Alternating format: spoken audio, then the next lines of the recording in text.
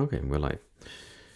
Hi and welcome back to another diary of Glint, which is a game engine I'm developing in Clojure, accidentally.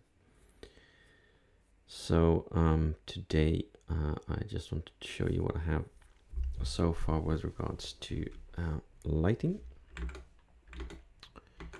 So here we have a very dark world and we're gonna turn on some lights.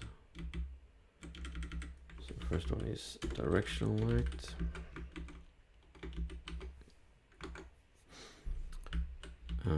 And we now have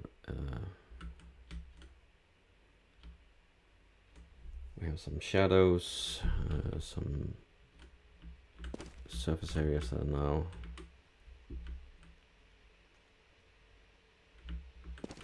visible, as in you can actually see the shapes. It's not a monochrome color anymore. So that's very nice. And then we're gonna turn on this one.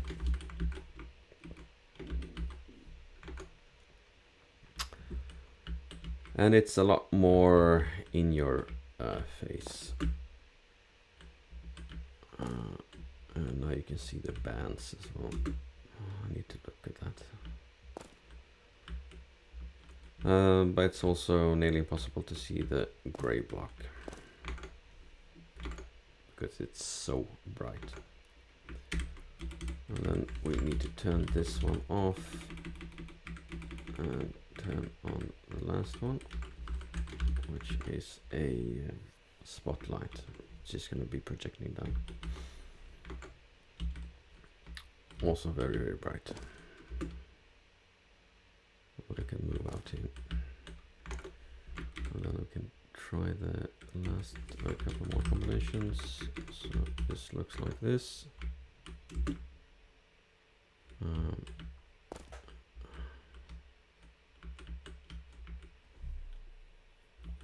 And as you can see, this light is also more blue than any other color.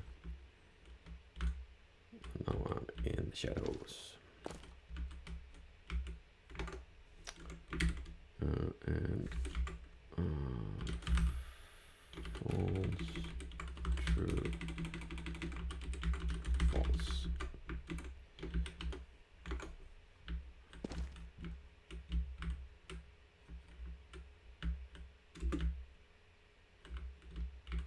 And now we just have the spotlight.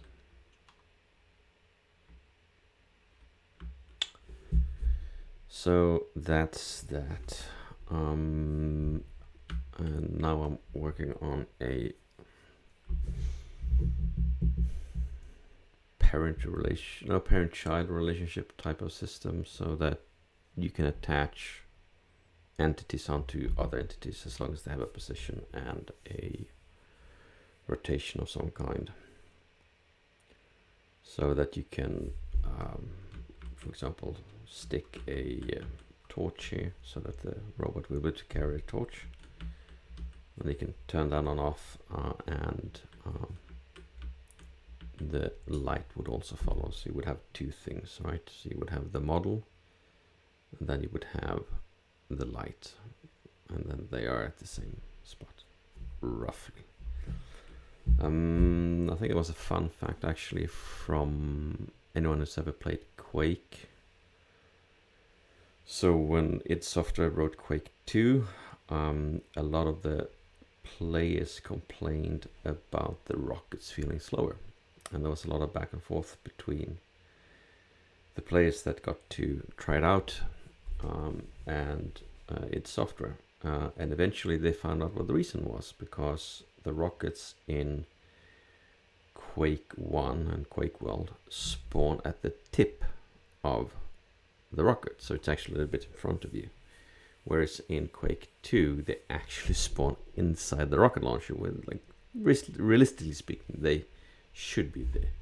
But that also made the rockets to feel slower, because they just took more time for them to actually be seen, and so you clicked and you didn't see them immediately.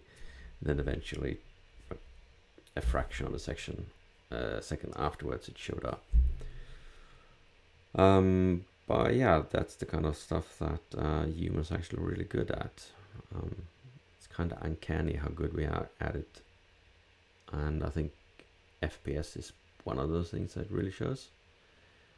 Where you have people can hit flick shots and hit the target with 100 ping.